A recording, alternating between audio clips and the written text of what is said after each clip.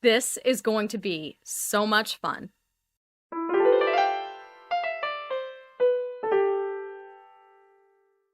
Hi, Shanna Rowe Jackson here from Caution Artist at Play. Welcome back to my channel. Today, I have for you another Inktense video. Sorry, I'm in a really goofy mood. Y'all really seem to like it when I work with Inktense, so I'm doing that again today, and the focus is going to be on the Inktense blocks and how to create fun textures with them. Now, if you are not familiar with the Inktense line, they have pencils, they have blocks, they have paint pans, and I think they also have some XL blocks. These are a water-soluble product that is vibrant and beautiful and a little bit more permanent than other water-soluble products out there on the market, which makes them a dream to layer. Their vibrancy kind of gives them an ink-like consistency, which is why they're called Inktense. And I just love them so much. Let's take a look at these blocks real quick. They are similar to something like a NuPastel, but they're not as chalky or powdery, so you're not going to have as much come off on your hand if that's something that gives you troubles. I know some people really hate that texture. These are way more dense, and of course, they are super vibrant when washed out with water. You can use them as they are to create lines or to create broad strokes of color, or you can add water to them and use them like watercolor. Very versatile. We're going to be having a lot of fun with them today. Now, I just wanted to address something really quick. This comes up a lot in my comment section whenever I do a Derwent Inktense video. Now, a lot of us have been under the impression for years that Inktense is made from ink, and I believe they may have been advertised that way. By the way, this video is not sponsored by Derwent. I just really like this medium. And in recent years, I have been referring to them as ink-like, and a lot of people have been questioning that in the comments. Again, like I said, in my older videos, I refer to them as ink. I had a comment a while back where somebody mentioned to me that on the Derwent website, they actually state that they are classified as a watercolor product. So I went and I looked on their website, and I found some information. And this is what I found. In their frequently asked questions, somebody asked, is Derwent Inktense classed as an ink or watercolor product? The answer is, it is classed as a watercolor product, but it has different properties to a regular watercolor pencil, making it look like an ink. So it's basically a watercolor product that looks like an ink. So that is why I refer to it as an ink-like substance. Is it ink? Is it watercolor? To me, they're made from gold. Like, I don't care if it's watercolor. I don't care if it's ink. All I care about is the fact that I love using it and I love the results I get. And I just wanted to clear that up because I knew there'd be comments. But regardless of the semantics, it's a beautiful, beautiful product. It's fun to work with. It's versatile. It's vibrant. You can layer it. We're going to do that today. I will link Derwent's website in the description below so that you can read it for yourself, along with all the other products that I'm using today. Let's get to it. Jumping right into the project, this is going to be a simple drawing of some beach stones, which I think is a perfect subject to show off the fun textural quality of the Derwent Inktense blocks. And the first thing that you saw me do was wet the paper, and then I came in with a block and I used a craft knife and I shaved off some particles onto the wet paper. This is a wonderful way to create some visual texture on the paper. I then come in with a spray bottle and some water and spray the particles for a starburst-like effect. Some of this will get washed away, but some of it will remain when we put other layers down over it, depending upon how much water is being used. So that is one of my favorite ways to use the blocks, and I find that it actually doesn't really take a lot out of the blocks. Like, it doesn't use up a lot of it. Just a few scratches with a craft knife or some other rough surface goes a long way for this. And then I have lifted some of the water off so that I could come in with the blocks themselves to create some texture. I am using a cold press paper. This is the Fluid 100 cold press watercolor paper. And I find that a cold press paper works perfectly when you are trying to create an artwork that has a lot of texture in it. And so I am running the block directly over that cold press paper, and I am not using a lot of pressure. I don't need a lot of pigment at this point. And then I'm just going to wash it out with my water, but I'm not going to wash it out completely because I want some of that texture to stay around. So I am using the texture of the paper to my advantage and just kind of running the block over that rough texture. You will see me use this technique in future layers as well. Now, the next technique that I am using is one that I use often with watercolor, and that is to drop rubbing alcohol into wet layers. This disperses the pigment away from where the alcohol is and creates really fun effects in the rock texture. This is great for creating texture in water and other like natural kinds of subjects as well. And I'm just using 70% isopropyl alcohol for that. Now, something about this technique is if you use alcohol on the paper first and then go over it with your pigment, it will actually leave darker spots. However, if you drop the alcohol into wet layers of pigment, it acts as a sort of resist and repels the pigment and leaves lighter spots. So this technique can go both ways. Now I am coming in and I am kind of just going back and forth with all of these techniques. Sometimes you will see me come in directly with the block. Other times you will see me just come in with my brush with pigment on it. Now, I do that in two different ways. When you are seeing the lighter layers, what you are seeing me do is I have a Caran d'Ache palette off to the side, and it has a smooth side and a rough side. And if you've watched my previous Inktense videos, you've seen me use this technique with the pencils. Basically, I take my block, I scribble it on the rough side of that, I use water on my brush, pick up my pigment from the palette, and then bring it over to the paper.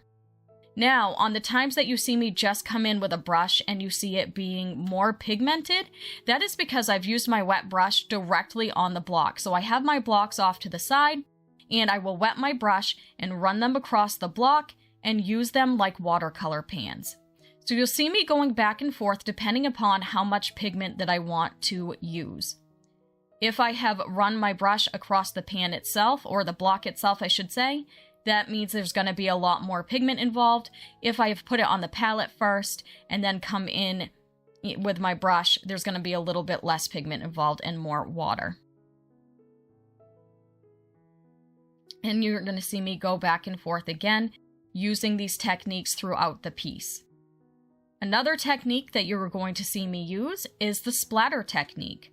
This is one that is obviously very common in watercolor, and it works great with the Inktense line as well. Again, I have scribbled my block across a palette, and then I lift it with the water, and then I splatter it on there. So, as you can see, these first few layers are all about fun and play and experimentation. I am building up slowly, and then I will refine as I go. Now, these are perfect for things that are from nature, things that have imperfections to begin with, because you can get so many great natural textures, but also if one rock isn't shaped exactly the way it was in my reference, nobody's really gonna know. And so it really allows for a lot of room for play and to be messy and to just have some carefree creativity. And that's one thing that I love about the blocks. Now, I do own both the blocks and the pencils, and they are both very versatile.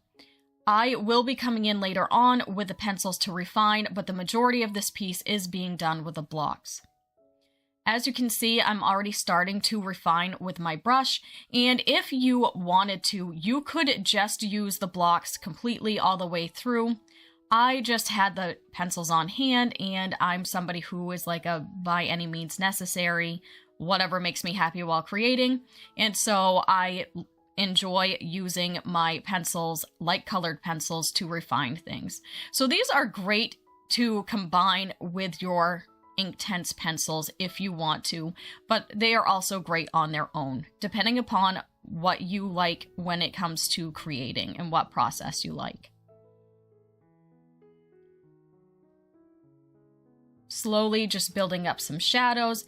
Again, because Inktense are slightly more permanent than other water-soluble media on the market, it is easier to keep layering and layering and layering. And the cold press paper helps with that as well because it gives me a little bit more texture. So now you can kind of see that I've gotten this routine down. I'm putting some layers on, adding some texture with my blocks or with splatters or with alcohol, and then adding more layers so that I can get a more and more saturated effect. Very much the way I work with the pencils as well. I start off with light layers and build until I get the amount of contrast and saturation that I'm looking for. And now you can see me coming in with my pencils to start refining the edges and to kind of add a little bit more texture as well. Again, using the texture of the paper to my advantage. And as you can see, this paper held up really well for this. And I will come back in and use some of my effects with my blocks as well on top of it. At this stage, I'm going to be going back and forth between the blocks and the pencils. The blocks do work wonderfully for underpaintings for the pencils. I find a lot of people tend to buy the pencils first, and they do work great together. However, if you are somebody who bought the blocks first, they work wonderfully on their own. You don't have to have the pencils. You can do fine detail with brushes and with the edges of the blocks, and they're really great for abstract work as well.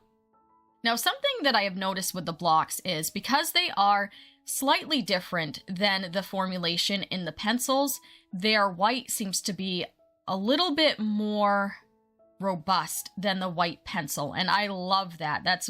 I love the white block. That's the block that I have used the most, and I think that is the only colored block that I've had to replace since I bought these years ago. And so it is a little bit more opaque than what you will find in the pencil, and that helped out a lot in some of these rocks that had more of a kind of glazed or powdery effect on them. And I came directly in with the block for that. And then it lightened as it dried. At this point, I am working mostly dry with dry pencils and dry blocks, and sometimes you will see me come in with an eraser to try and lift out some color here and there. It doesn't lift it completely, but it definitely helps add to the rough rock texture. This was just such a fun and playful project for me. All in all, I think it took maybe around an hour and a half to complete, and that was because there was some dry time in between. I really thoroughly enjoyed the playfulness of it and starting off loose and messy and just making my way up to something more detailed and contrasted. And you can really tell because my desk was so messy after, but it was so worth it. That's why I love this medium so much. Whether it's the blocks or the pencils, it's very versatile. There are so many textures you can get, so many layers, so much saturation involved. What do you think? Do you work with the Derwent Inktense blocks? How do you like to use them? Do you like to use them like watercolors, or do you like to use them more like pastels? Do you use them with your pencils? Do you like the pencils better? Let us know in the comments below. I love both the pencils and the blocks, obviously for different reasons, and I often use them together, but I'm always looking for different ways to use these materials, so please let us know below how you like to use them. Here is the scanned version of the final piece. It's very, very vibrant once scanned in. I am very happy with how it came out. Prints will be available of this piece, and I will link that in the description below. I had so much fun with this. I love this little piece. It really satisfied my inner rock collector. I'm not gonna lie. I say inner. It's probably outer. I still collect rocks. I've collected rocks my whole life. I was that strange child. I'm that strange adult. Don't you judge me. Thank you so much for watching. I will see you next week. You have a fantastic day. If you like this video, please consider hitting that thumbs up and subscribing so you can see more like it. And also check this one out next.